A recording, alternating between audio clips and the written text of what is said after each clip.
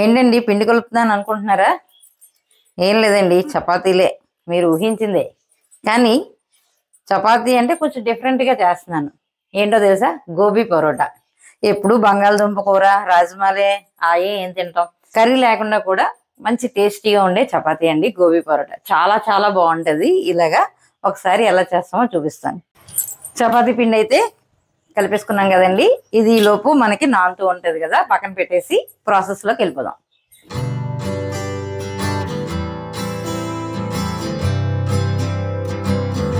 Cauliflower అయితే నేను salt వాటర్లో కాసేపు ఉంచి ఇలాగా ఆరబెట్టేసానండి. ఇప్పుడు దీన్ని మనం చిన్న చిన్న ముక్కలుగా కట్ చేసుకోవాలి. చిన్న చిన్న ముక్కలు అంటే అడుగు భాగాన్ని అయితే తీసుకోను, ఈ పై భాగాన్ని తీసుకుంటాను. ఏ విధంగా చేస్తానో ఒకసారి చూపిస్తాను.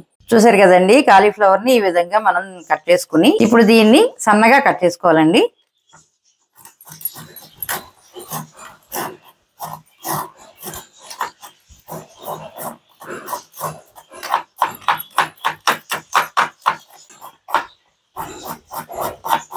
చూసారు కదా, ఈ పైన ఉన్న పువ్వుని మాత్రమే మనం కట్ చేసుకోవాలి. ఈ కింద కాడ ఉంది కదా, అది మాత్రం కట్ చేసుకోకూడదు.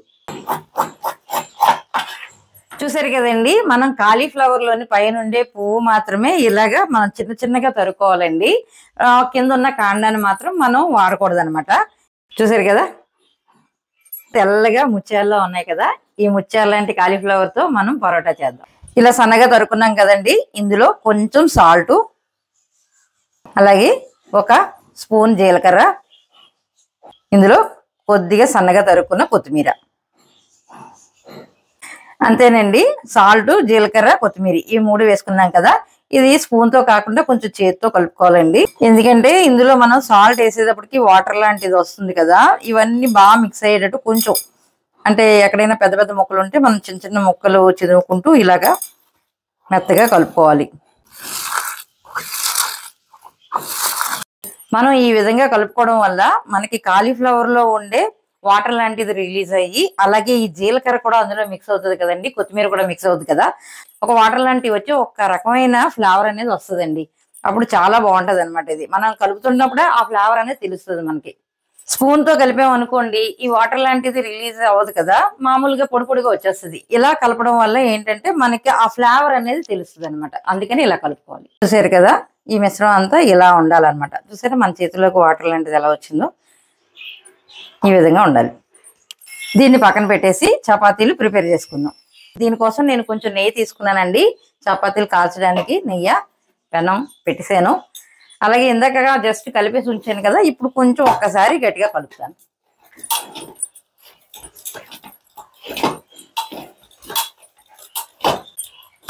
ఇందాక మనం జస్ట్ కలుపుకున్నామండి, అది నానబెట్టేస్తే ఇలా మెత్తగా అయిపోతుంది అనమాట. ఇప్పుడు కొంచెం కలుపుకుంటే సరిపోతుంది మనకి. ఈ చపాతీలు ఇలా మనం ఉండలు చేసుకుందామండి.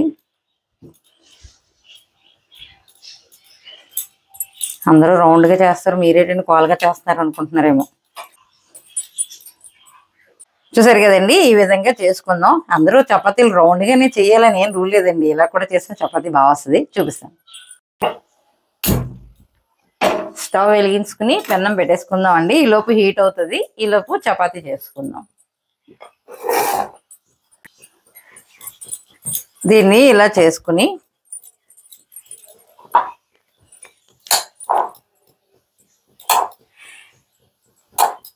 ఈ విధంగా మిశ్రమాన్ని పెట్టుకుని దీన్ని కవర్ చేసుకుందాం అండి.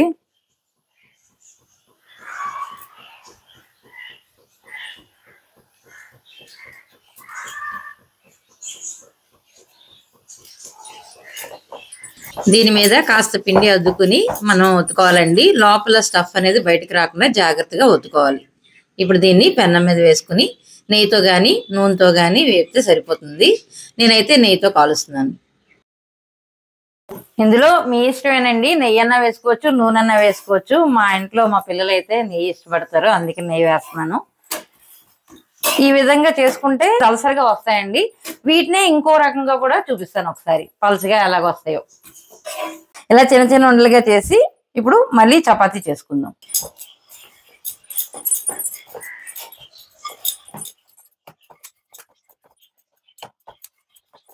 ఈ విధంగా చేసుకుని ఒకటి పక్కన పెట్టుకుందామండి. ఇలా చిన్న చపాతీ చేసుకున్నాం కదండి. ఈ మధ్యలోని మనం ఈ గోబీ తయారు చేసుకున్నాం కదా మిశ్రమం, ఇది కూడా ఇలాగా మనం కొంచెం వేసుకుని ఇలాగా మధ్యలో పెట్టుకుని ఇంకో చపాతీ కూడా చేసుకున్నాం కదా.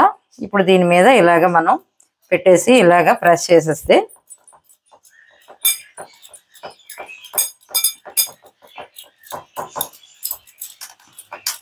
ఇప్పుడు ఈ చపాతీని ఇలా కాల్చుకుందాం. కర్రీ అన్నది లోపల ఉంటుంది కదా ఈ మిశ్రమం.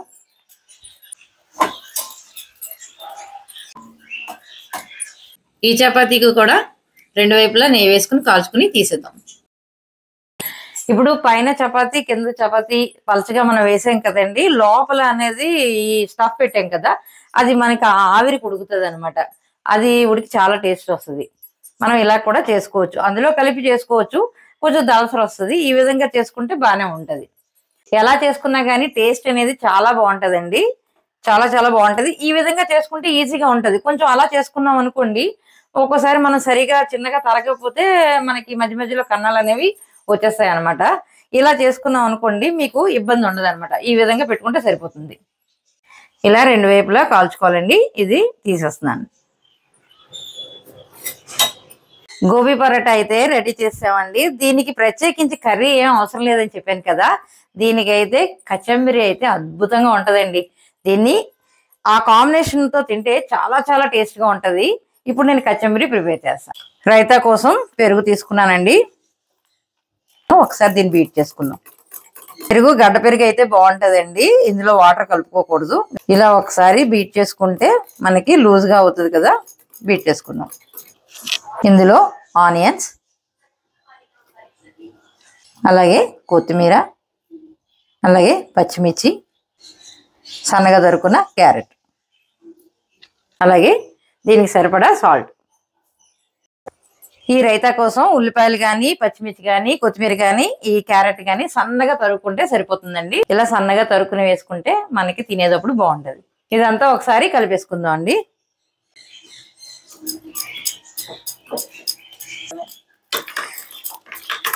రైతా అయితే రెడీ అయిపోయిందండి. సర్వ్ చేసుకుందాం.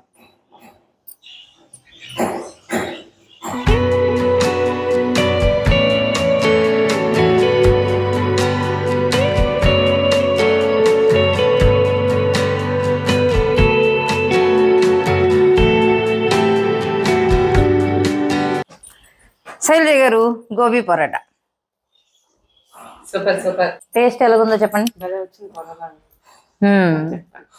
అంటే ఈ రెండు చపాతీలకి మధ్యలో కర్రీ పెడతాం కదా, ఈ చపాతీల పైన కింద కాలుతుంటది, లోపల కర్రీ ఏమవుద్దంటే మొగ్గుతుంది. ఆ ఫ్లేవర్ బాగుంటది.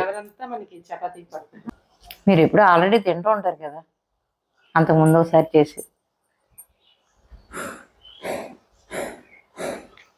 చాలా బాగుంది. రైతాతో చాలా బాగుంది. దీని కాంబినేషన్ రైతే, కర్రీ అవసరం లేదు. చాలా టేస్ట్ గా ఉంటది. చాలా బాగుంది. స్మూత్ గా ఉంది చపాతీ కూడా. మనకి వాటర్ అంతా పీల్చుకుంటుంది కదా.